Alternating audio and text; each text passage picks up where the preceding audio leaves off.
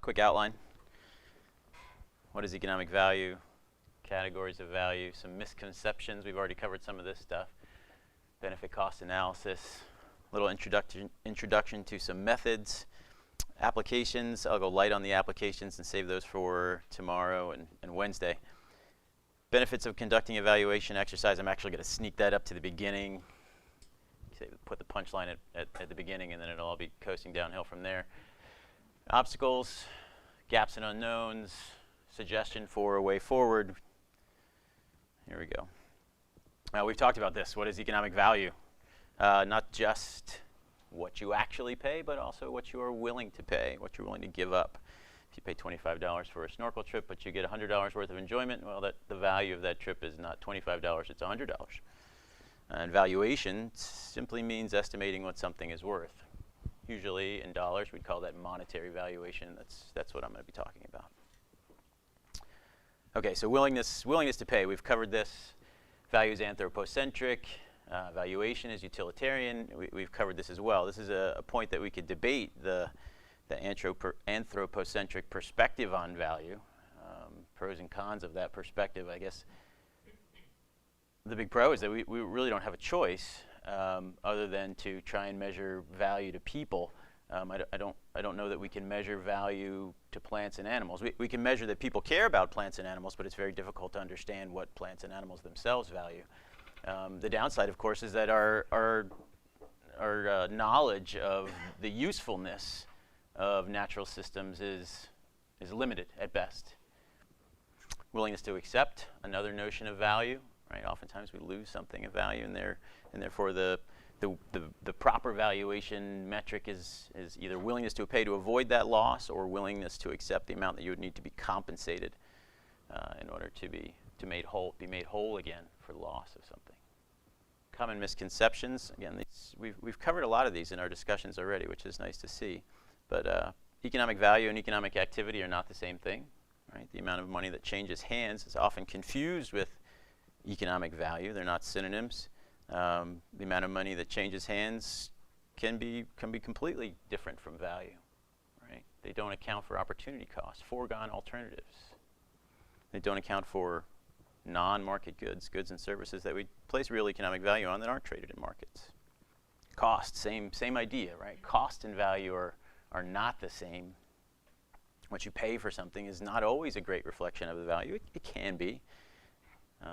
Example, it would cost an awful lot of money to move sand from Colorado to the Sahara, but the value of that move would be very low. At the same time, you can pay a price for something and actually value it much more than you actually pay.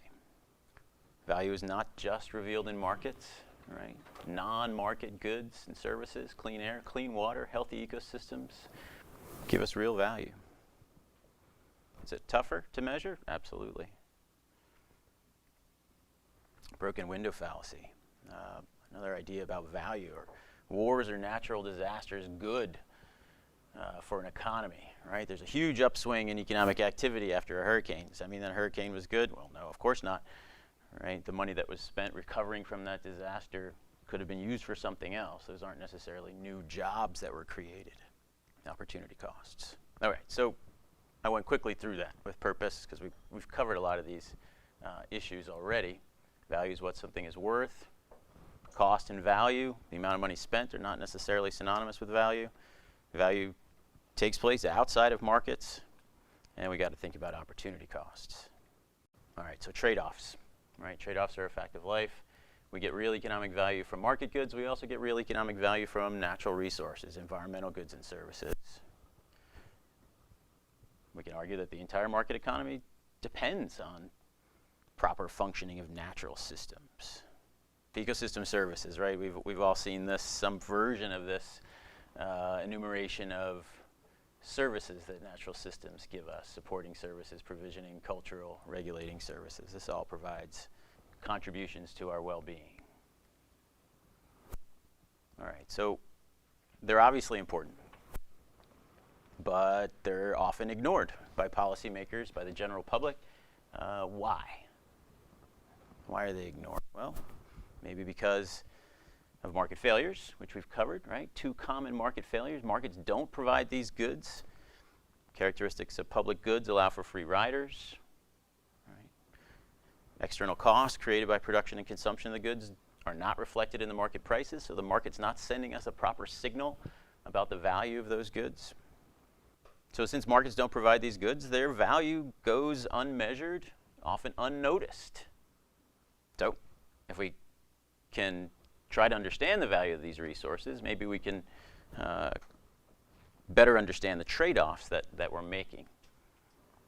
Total economic value has a lot of pieces.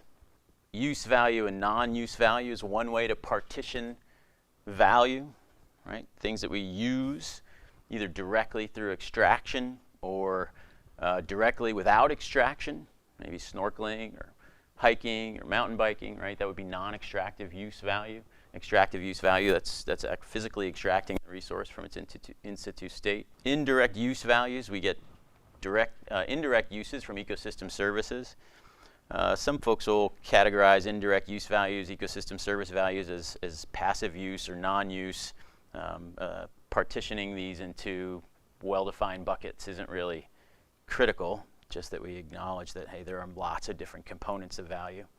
Non-use values. We can value things that we don't actually interact with in any way, right? We like knowing that species and ecosystems are protected, right? So we can value things without use, direct or indirect.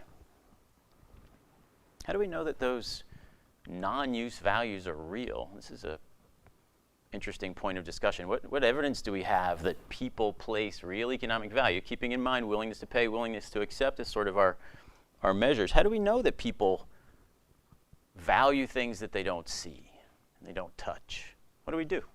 What are some examples of things that... Donate to NGOs. Yeah, there you go. A monetary donation to World Wildlife Fund. We do have evidence that people are willing to trade. People are willing to trade time, money, energy for things that they don't see, they don't touch. All right, so understanding, measuring, monetizing environmental contributions to human well-being is the domain of valuation, economic valuation.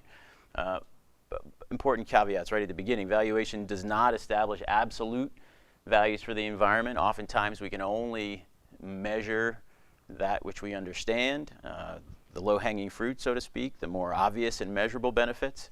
So we usually just get lower bounds. I guess another thing to keep in mind is that economists just don't go around valuing things willy-nilly for no reason. I don't sit in my office and say, I wonder what the value of whales is. I'm going to develop a valuation study to figure that out. We try to place values on things when there's a reason, right? When there's a trade-off that's coming, a policy decision that needs information about values, right? If we could not do valuation, we wouldn't do it. But oftentimes there are trade-offs where values are necessary, at least useful to understand. All right, so why? What are the benefits? Why would we do this? Several reasons come to mind. First, Jim talked about this earlier, having a common unit of measure, right? And being able to compare apples to apples, right? Market goods are going to have dollar values associated with them, right? Maybe a development project is we're going to have dollar values on jobs. We're going to have dollar values on revenues. On the other side of the scale, we've got non-market values for the most part, right? To know whether the costs outweigh the benefits or vice versa, it's nice to have a common unit of measure. Helps us do objective decision making, right? Facilitates easy comparison when everything's in monetary units. Valuation provides a nice input to cost-benefit analysis, right? Sort of the same idea, right? Cost-benefit analysis is not the only thing that informs the policy decision. We also want to think about political feasibility, fairness, budget constraints, cultural concerns, time constraints. It's just one input. Make comparisons, understand trade-offs that we're being asked to make.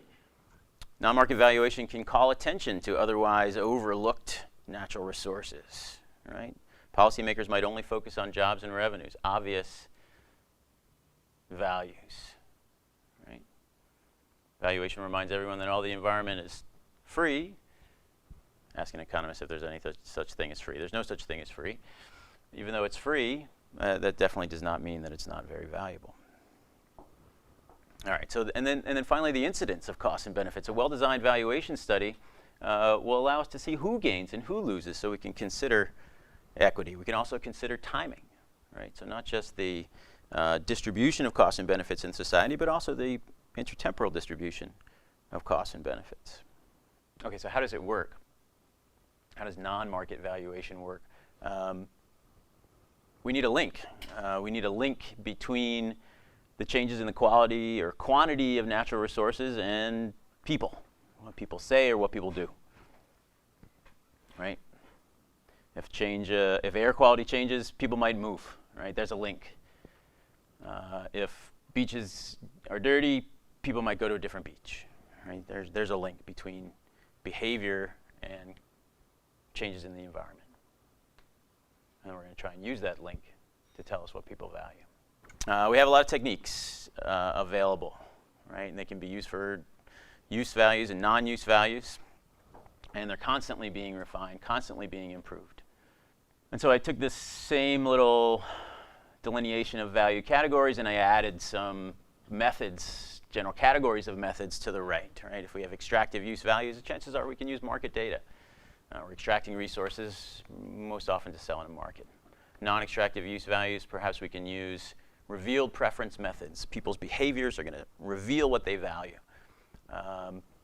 Indirect use values are probably the toughest in a lot of ways. We'll talk about those.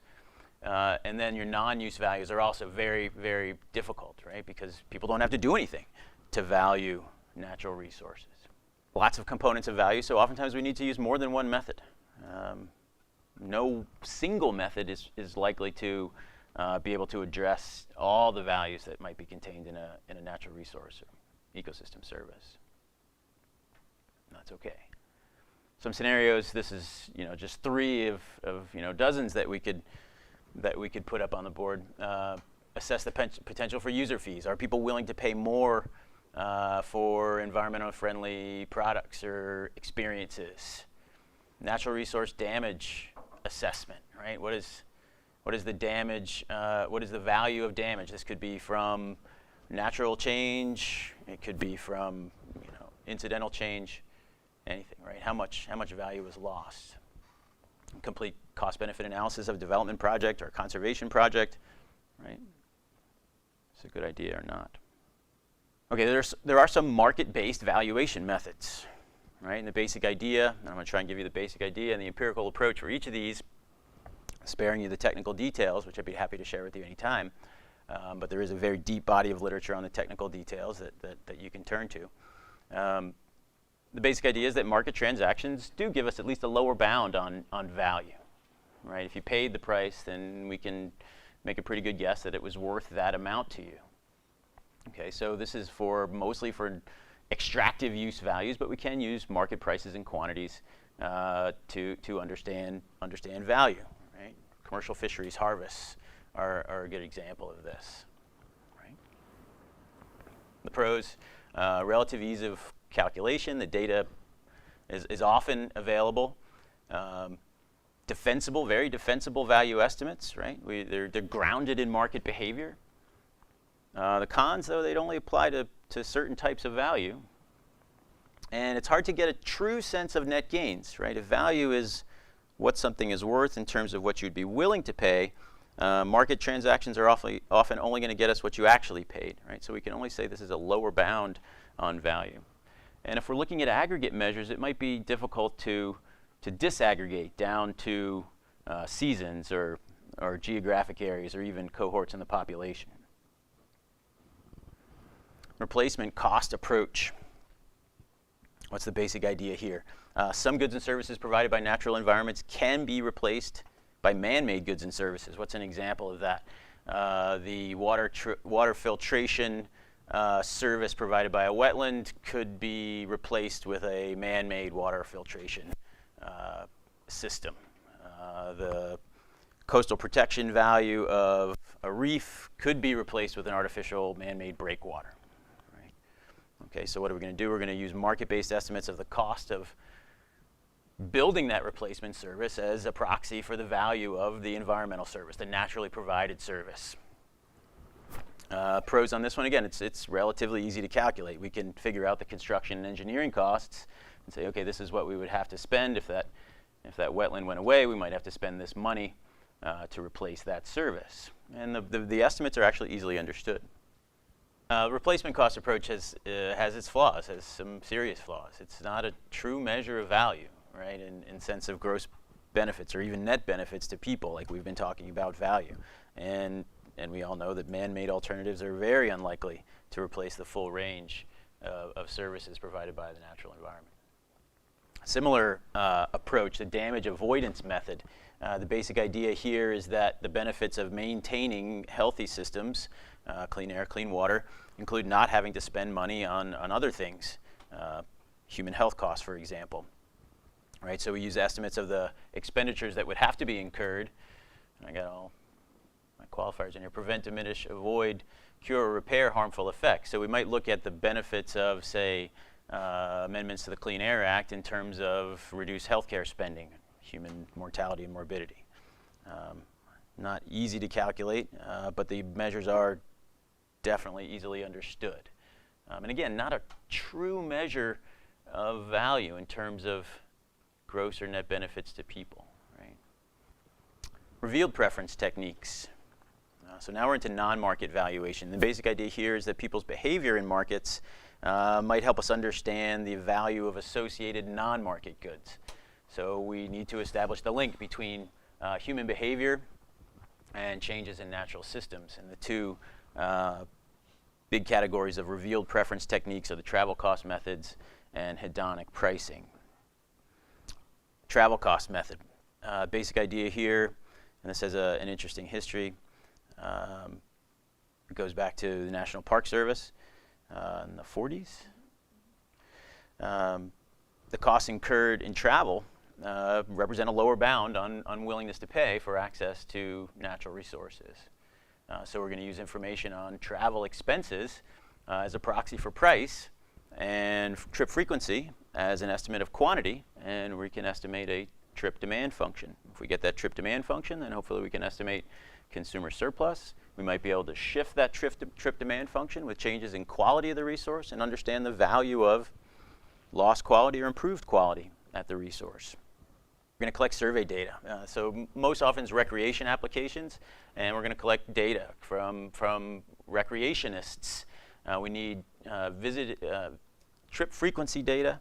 We need travel cost measure, and typically we can just use a travel distance as a proxy, and we can back out an expected travel cost if we have travel distance. We need measures of environmental quality at the site, and we need lots of demographic information. In particular, we need income, because travel costs can be explicit, gas that you spent or wear and tear on your automobile, but we also have the opportunity cost of time that we want to include in our travel cost measure. So having income data is an important piece of this puzzle.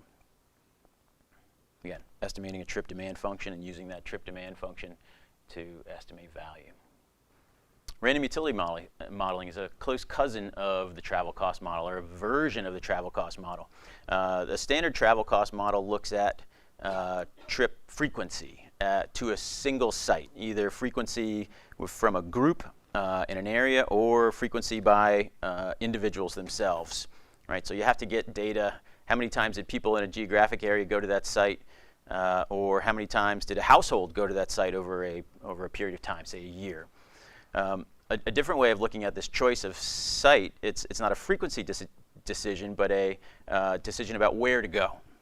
So relatively easy in terms of the cognitive burden on respondents, in terms of asking, hey, how many times did you go to that site in the last year, or how many times do you expect to go in the future? If we can collect data on a single trip occasion at multiple sites, we can model the choice among alternatives, right? If you're going to go recreate at the beach somewhere, you have options about where you can go. Part of the reason why you're going to choose a site is the cost, right? The travel cost to you, but you're also going to be influenced by quality at the site, environmental quality at the site. So if we have quality measures at multiple sites, if we have travel costs for individuals to alternative sites, we can model the decision across alternatives. It's just logit regression, multinomial logit regression is the tool here. Again, survey data, individual visitation data from different sites, alternative sites, defining the choice set. What is the group of alternatives that people are choosing from is one of the big questions here. We use some rules of thumb to define choice sets most often. We need to get travel costs and expenditures again. We need to get environmental quality measures at each site. And again, we need demographic information, income being another important variable. Survey data, expensive. What can we do? What can we derive from a travel cost study or random utility model study? The value of a visit, the value of an entire area, right? If an area is going to be closed for water quality reasons or fish advisory reasons, or even inundation. I was involved in a random utility study 2 summers ago where the Army Corps was changing water levels in a reservoir. Nature Conservancy said they wanted to change the water level so that the riparian habitats downstream would be in better shape. Well, they're going to change water release from a dam, which is going to affect recreation on the reservoir. And so we had to do a random utility study looking at where people went for camping and fishing and other things, and how water level in the reservoir was an important variable that influenced where people went. To see if, well, okay, we know what the benefits are going to be downstream to the natural environment. What are going to be the costs upstream if water quality changes for recreationists, water levels change. Hedonic pricing is another revealed preference method. I'm going to talk about it here in terms of house prices, which is probably the most common application, but there are also hedonic wage studies. What's the basic idea here? Demand for environmental attributes is often reflected in purchases of houses or salaries. Right? This is an aerial shot of where I live. That's the southern tip of Wrightsville Beach Island in the foreground there, and the northern tip of Masonboro Island. Masonboro Island is a nature preserve. It's about 8 miles long, just beautiful undeveloped beach. So houses in this area command a premium, as you might expect, right? Especially those that are closer to the water. People pay more for the environmental amenity. It can be something like proximity to shorelines, proximity to beaches. It could be proximity to parks. It could be air quality. Right, so what are we going to do? We're going to collect data on house prices, house transactions. It doesn't have to be sales. It could be leases. But we need a price measure for the houses, and we need lots of house attributes, including environmental attributes. How close are they to the sea? How clean is the air? How close are they to a park? And then we're going to do regression analysis and understand how price is dependent upon all those attributes, including the environmental attribute. The other application of hedonics is to wages, right? People accept lower wages to live in nice places. Revealed preference models, the methods. The pros are that the estimates are grounded in actual behavior. I think given our druthers, we would all choose to work in the world of revealed preference, right? Because we have a defensible estimate. We know you bought that house. We know you took that job. We know you took that trip. And so the estimates are much more defensible. You've read the CVM readings that we're going to talk about in a couple days. You see there's debate. There's a lot more debate about stated preference methods, which I'm going to talk about soon. The cons are there's a heavy data requirement, the technological knowledge to do the estimation. We're limited to sort of environmental attributes that we can associate with houses or with jobs or recreation. Right, so it's not really suitable. These methods aren't really suitable for estimation of non-use values. So stated preference techniques. The basic idea is that people can tell us what they think. People can tell us what they value. And a variety of ways of getting people to tell us what they value, what their preferences are. We can ask them what their willingness to pay is, or ask them what they're willing to accept. Or we can ask them to make hypothetical choices between alternative goods or alternative states of the world. Right, so two tools in the stated preference technique category are the contingent valuation method and choice modeling. Choice modeling, we could also put some versions of choice modeling in here, but I won't talk about those today. Contingent valuation method is a survey method where we're going to ask people to tell us what they're willing to pay or willing to accept for changes described in a hypothetical market. We want to get people to participate, at least mentally, in a transaction. Hey, would you buy this good? Or how much are you willing to pay for this particular good? So again, survey data. We need a detailed description of a program or a change. What could this be? This could be a new marine protected area. This could be a park. This could be a new policy that's going to reduce emissions. Hey, we're gonna change something. We need a mechanism for eliciting value. That's a willingness to pay question. And there's lots of ways to ask the willingness to pay question. This is one of the things that we've been debating for a long time. Do we ask open-ended questions? Hey, how much are you willing to pay? Do we ask close-ended questions? Are you willing to pay X dollars? Do we follow up the first willingness to pay question with a second willingness to pay question? If you're not willing to pay 10, are you willing to pay 5? If you are willing to pay 10, are you willing to pay 20? We could give people a card that has a bunch of different values and say, which one of these are you willing to pay? The details there are debated in the literature. You know, at the end of the day, we want to simulate a market transaction, right? We want to make this like a real market transaction. We need a payment vehicle. How are you going to pay? Your tax is going to go up. Is there going to be a fee added to your electric bill? Are you going to send a check to a conservation agency or a fund, right? And then we need lots of information on respondent attitudes and characteristics. We need control variables. We need a way to partition value results across the population. Here the idea is that we're going to ask people, again via survey, to choose between different products. And so we describe different products to them. And this method was not invented by environmental economists, resource economists. It actually came from the transportation literature and the marketing literature. Right? So, you know, think about an auto manufacturer is thinking about, you know, adding whatever, leather seats to a particular automobile, and they want to know how much people are willing to pay for leather seats. Well, how do they figure that out? Well, they ask questions, right? Ask people questions. Choose between alternative goods. One of those attributes needs to be price if we want to do monetary valuation, but we don't have to do monetary valuation. One of the nice things about choice modeling is that it allows us to understand the relative value of environmental attributes, and I'll show you an example of this in just a second. And again, this is sort of a discrete choice type approach, right? We're modeling how people make choices. So it's regression analysis, and our left-hand side variable is zeros and ones, right? If you chose product A, you get a 1 and then 2 zeros if you could have chosen B and C. Choice modeling is gaining a lot of favor among those of us that do non-market valuation. It has a lot of advantages. It recognizes that most environmental goods are composite goods, lots of different attributes with various levels. It allows us to understand the relative importance of different attributes. We get a lot of data in a single application. And there's a lot of different ways that we can explore preference heterogeneity when you get into the econometrics, the statistics. Here's an example from some of my work. This is a choice experiment, a choice model that we did in Barbados in 2007.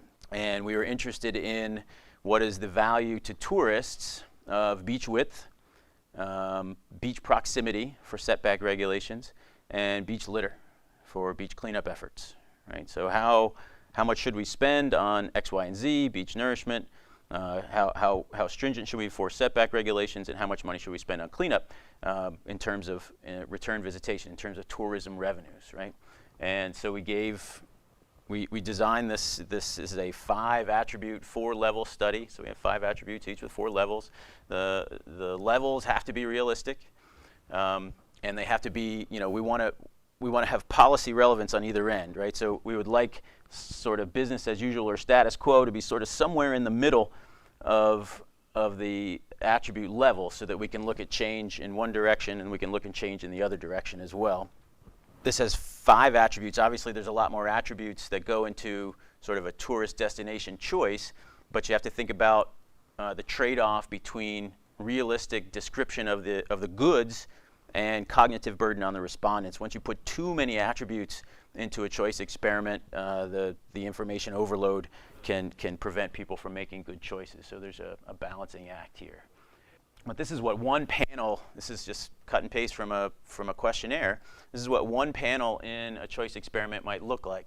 Now there's a lot of statistics, econometrics that goes into the design, right? We want to combine attribute levels to maximize the efficiency of estimating the part worths of each of these things. So I'm glossing over a lot of details here, and there's different ways of doing that. You can randomly assign levels to your panels. You can use a statistical program that's sort of canned. You tell it This is how many attributes I have. This is how many levels I have. This is the level of confidence that I'm interested in. Or you can, write your own code and design it yourself using various software packages. But in this particular experiment, each respondent faced 6 of these choices. So you give them one, A or B or neither, and then they get another one that's a different card, A or B or neither, and so on. So there was actually 16 versions of those 6. So this full experiment, we had to get 16 people to take it just to get one time through the experiment. It's important to have an opt-out option C. Right? In real markets, you're not forced to choose between product A or product B. You always have a choice of buying neither. And again, the idea is that we're going to regress their choices, do they choose A or B or neither, on the levels of the attributes and hopefully some demographic information as well.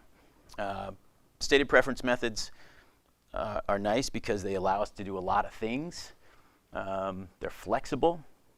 The downside is it's expensive, right? We've got to get survey data, and the technical knowledge is a pretty steep learning curve about how to do the design and how to do the estimation.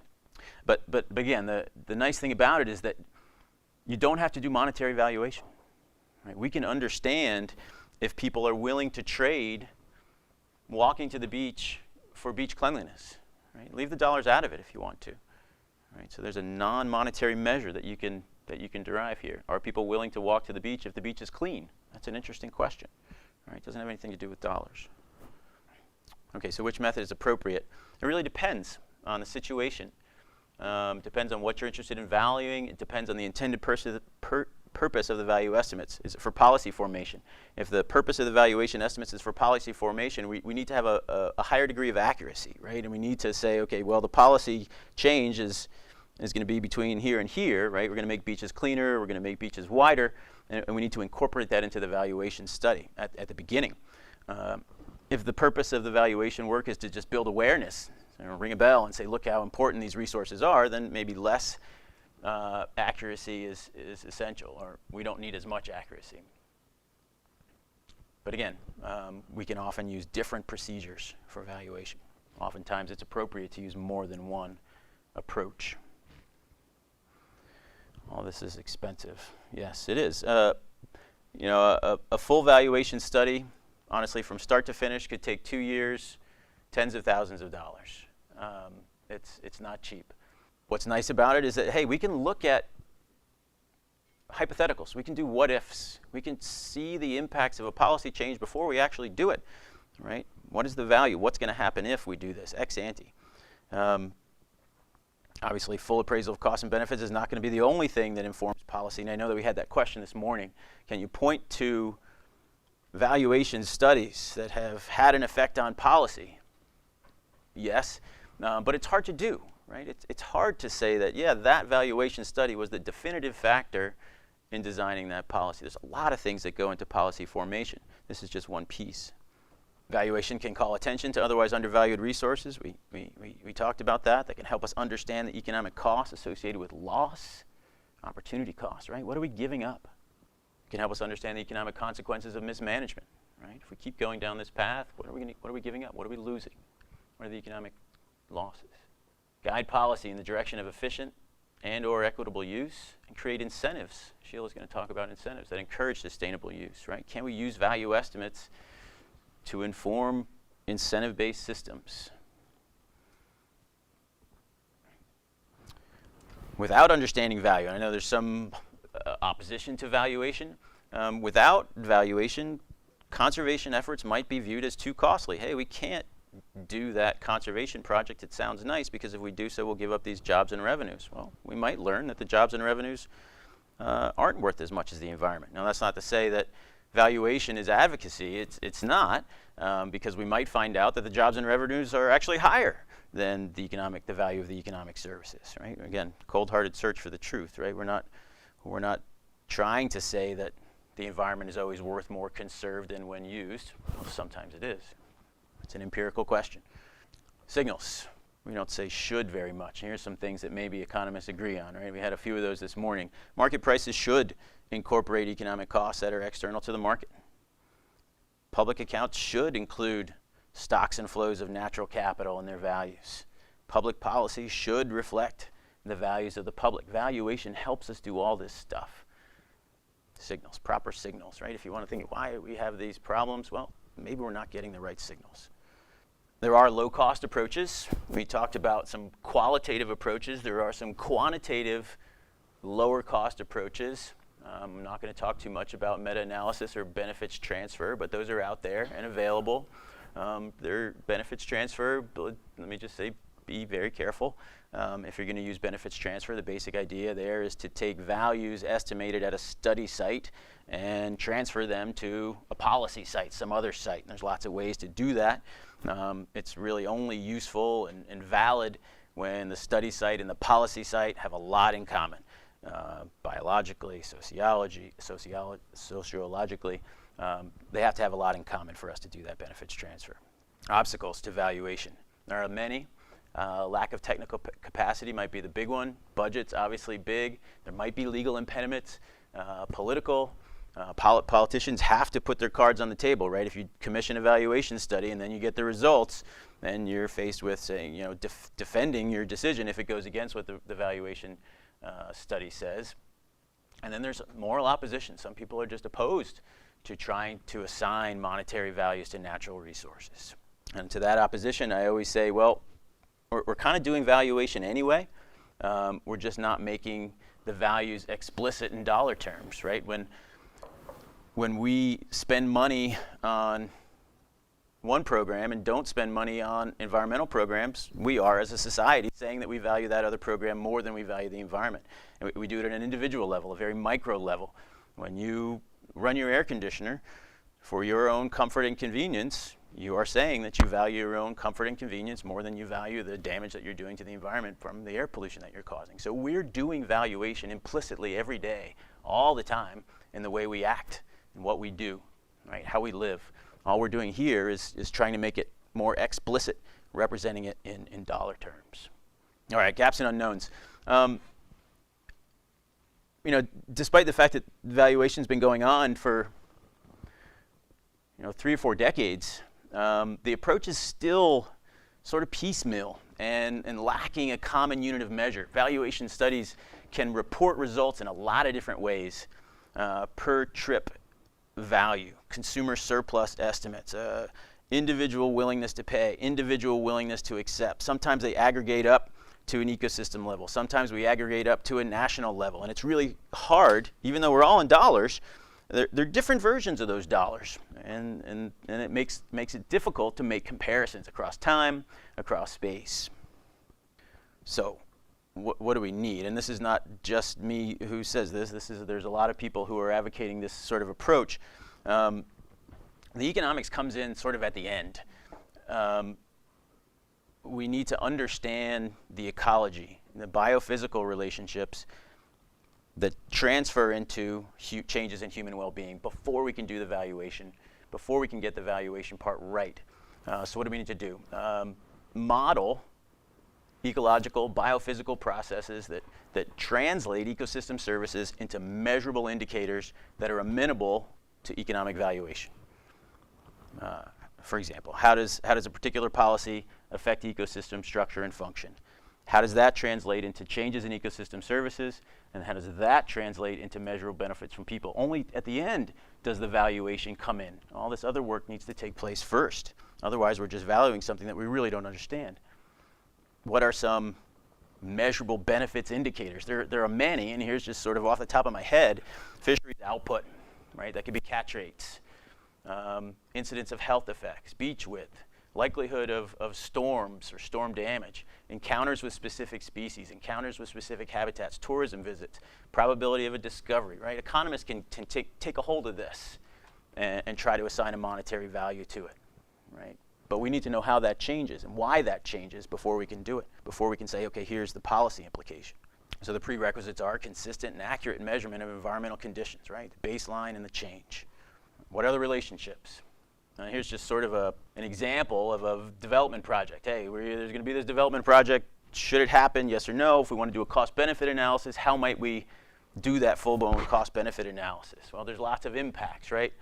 The project might change beach access. Okay, we could probably tackle that right there with some valuation, maybe a random utility model. But then there's going to be some runoff, and the runoff is going to lead to damage to a reef and lower water quality. Okay, well there's a relationship that economists aren't going to tackle, right? Somebody else has got to do that part. The reef damage is going to lead to loss of tourists. Okay, we can grab a hold of that one, but it's also going to lead to loss of fish. No, that's not, we can't do that one. We need somebody else to tell us, how does runoff lead to reef damage? How does reef damage lead to loss of fish? Decreased water quality. How does runoff and water quality relate? Right? Okay. Once we know the decreased water quality, then we can start to assign values to it. So it really is an interdisciplinary approach that is needed, and there's a lot of modeling that's needed. And again, we get this sort of catch-22, right? We want accuracy, which means detailed models. Detailed models are going to introduce more uncertainty built into the system, then maybe we're going to get more uncertainty at the end. So we want to be simple and accurate both at the same time, and that's a tough trick to pull off. But I think this is where we need to go. Education, finally, just to finish up. Education of the general public is also a sort of a co-requisite to all of this, right? It's not just policymakers that need to be informed of the economic value of natural resources and changes in natural resources. It's the general public as well. Yeah, there we go. Thank you very much.